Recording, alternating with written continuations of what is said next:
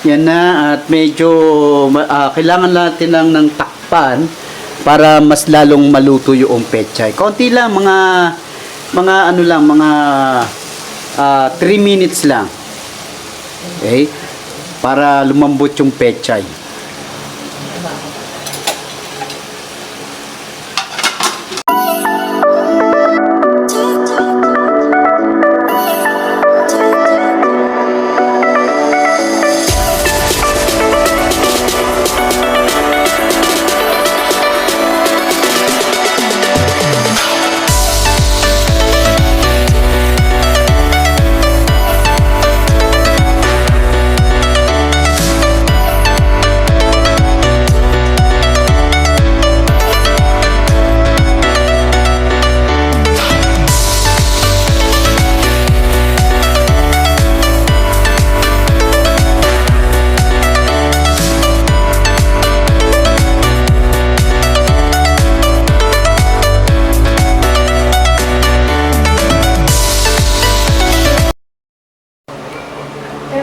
Hi guys! A blessed Tuesday morning po. Today po ang gagawin ko, magluluto po ako ngayon na itlog na ginisang pechay. Siyempre, importante, ito yung pinaka-ingredient. Pechay, bawang, kamatis, at saka etong sibuyas. Okay? Siyempre, ang importante, ito, sa lahat.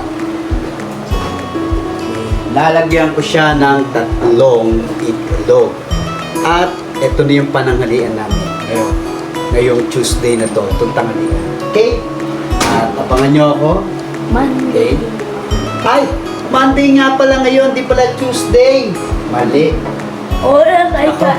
Namadali ko na. Walang take 2. Ito, may gusto pa mag-take 2. Ito, si Agustin. Si Agustin, papasok na. Okay. Wait lang po ha. I-start ko lang po yung paghihiwa. Siyempre, lang, nahiwa ko na tong aking mga pechay. Yan na. At kailangan, after nyo mahiwa to, siyempre, kailangan nyo ibabad muna to sa tubig para lahat ng mga dumi-dumi na nandyan sa loob ng pechay ay matanggal. Siyempre, lagay ko muna dito sa aking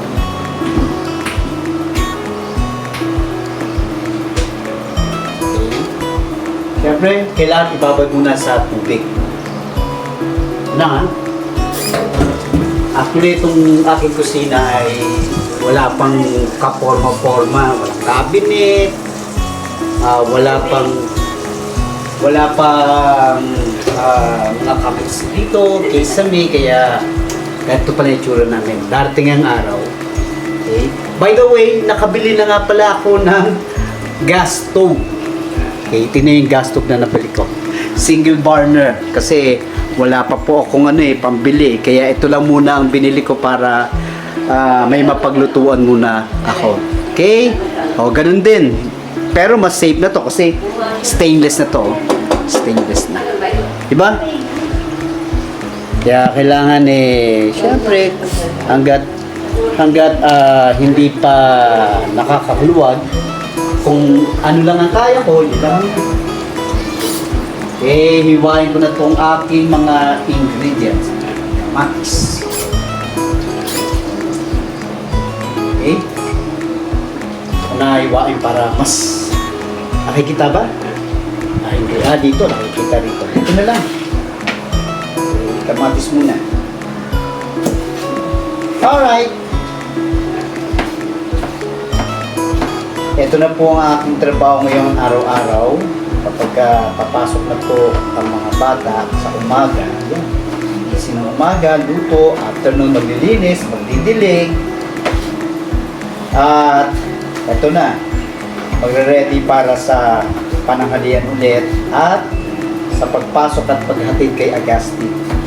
Yan na po ang routine ng buhay ko ngayon. Then, minsan, kapag may invitation, may birthday, or kasal, or patay, okay, dyan lang na lang po yung pinagkakakitaan ko. And, of course, yung aking Saturday and Sunday service sa simbahan. Okay? Kaya, ito na po ang buhay ko ngayon. Kung ano man meron ako ngayon, ay napakasaya ko kasi hindi na ako na-stress. Okay? Yan na. Okay, natapos ko na ang sibuyas.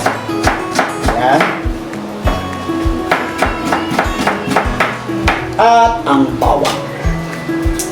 Ako, mahilig ako sa maraming bawang, kaya 4 na malalaking bawang ang aking nilagyan. Okay. Basta. Hintayin na natin, ha? Iwain ko na para hindi masyadong matagal. Ayan na. Okay, eto na. Nahiwa ko na ang mga ingredients. Syempre, eto na yung pinaka-importante sa lahat, ang itlog. Okay, ang itlog. Okay. By the way, okay, mamaya na, ha? Okay. Alright, ang itlog.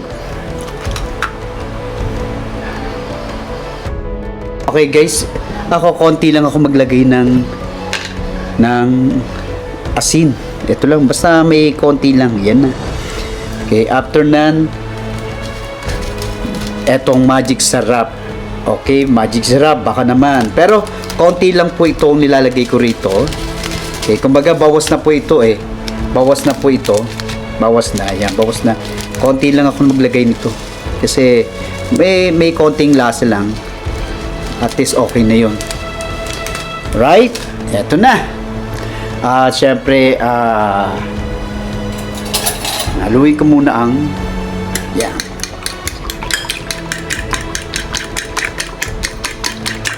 Alright. Hindi ko na ho yan tinitikpan kasi kabisado ko na po yung lasa niyan. Okay? Buksan ang shilay. Alright.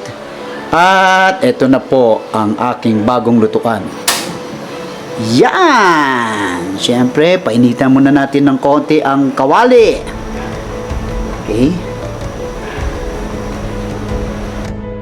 Okay, mainit na yung kawali. Siyempre, maglagay tayo ng mantika. Actually, konti lang din ako maglagay ng mantika. Yan, basta magkaroon lang ng maluto lang yung sibuyas, kamatis at saka bawang, okay na. Okay?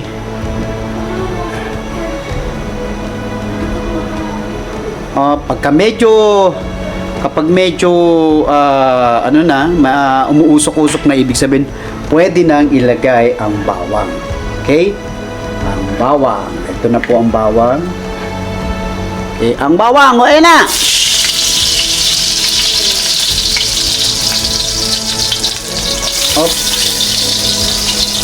Kuha ko yung okay, syempre kailangan kong haluin ito.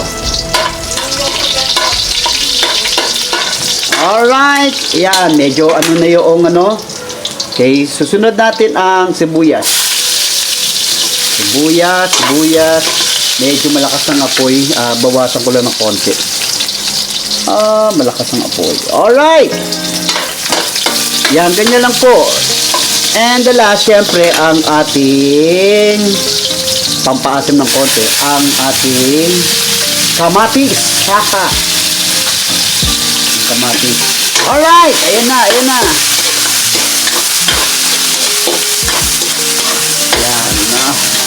Uli, ganyan lang po ako magluto. Yan, hindi naman po kailangan na And susunod, eto na po. Yung ating, yan, hinugasan ko po, nababad ko na po ito sa tubig. Ayan na, ilalagay ko na po ang ating pechay. Pechay. Gustansya po ito.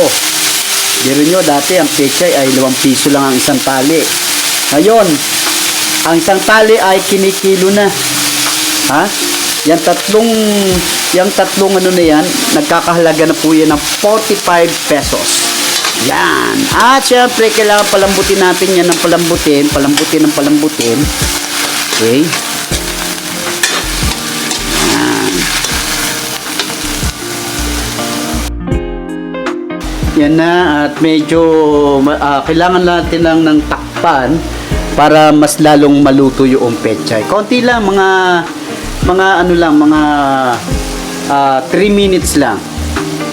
Okay? Para lumambot yung pechay.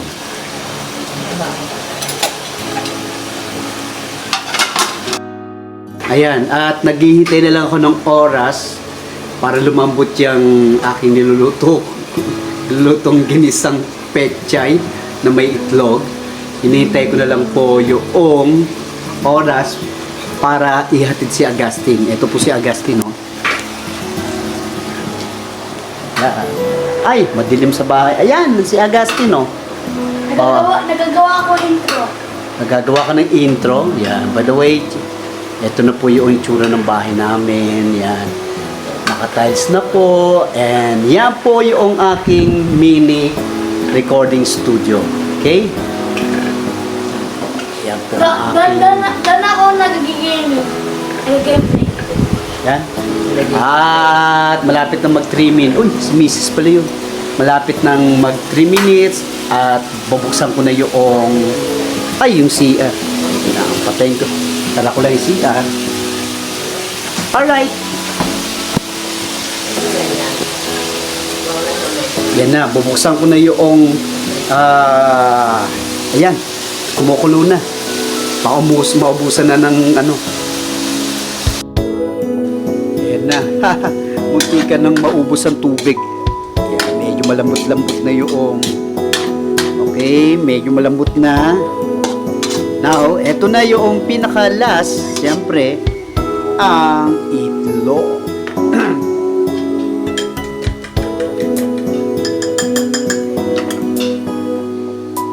Eto na ang itlog. Yan. Siyempre, kailangan haluin. Kailangan haluin. Para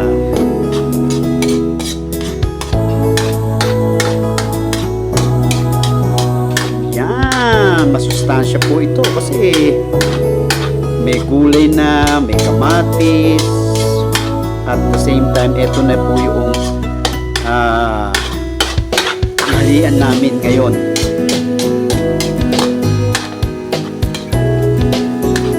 Yan, sarap. Natatakam na ba kayo? Alright, konti na lang.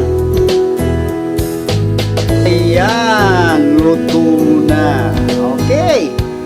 At ahuli ko muna para masunod. Patay ko na yung siling. Wait lang at ilalagay ko po sa pinggan. And thank you so much po sa panonood po ninyo ng aking video. At kahit paano ay sinubaybayan niyo po yung panonood ng aking simpleng video. Sa susunod po na video ko po ulit, and don't forget to subscribe, likes, and share my video. God bless you po all. God bless you sa inyo pong lahat, and maraming salamat. Bye! Okay, eto na yun. Nasaan na ba yung video ko? Ayan! Alright, bye-bye. Oops.